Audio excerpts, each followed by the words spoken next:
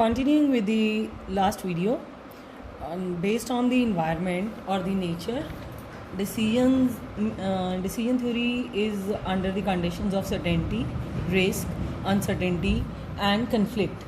That is game theory. First, the decision making under certainty. In this decision making environment, decision maker has complete knowledge or perfect information of outcome due to each decision alternative, that is the course of action. Just see the example. Following are the payoffs for traveling by 3 different routes. The routes are ABC. The time saving in hours is 4, 3 and 0 respectively for the routes ABC. Fuel saving in liters, that is 370, and enjoyment is 1, 3, 10.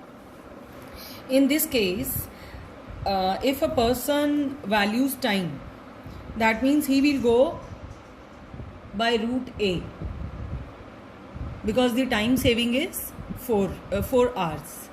If the person values fuel, he would prefer route B since this 7, this is the maximum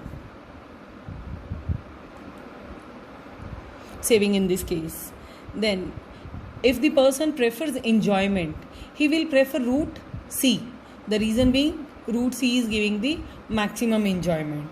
So in this case, the decisions would be made on the basis of certainty. All the results are known beforehand. Now it is the option of the person what he has to decide. Similarly, next is the condition for decision making under risk.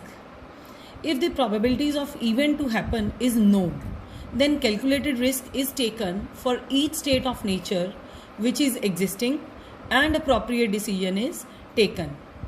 Expected value or expected monetary value, that is EMV, is used to evaluate the alternatives. Just see the example.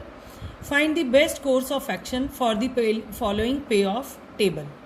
A1, A2, A3 are the acts, E1, E2, E3 are the events, and this is the probability of the events 0.3, 0.4, 0.3, and these are the payoffs. A1 E1, the payoff will be 2.5, A2 E1 it will be 4, A3 E1 it would be 3. Similarly, A1 E2 2, 2.6, 1.8 and so on. Now in this case, we have to find the best course of action. So one thing is, in this case for the expected value, we have to construct the payoff table, that is already given. The probabilities are required, those are also given. Now we have to multiply the probabilities with the these events.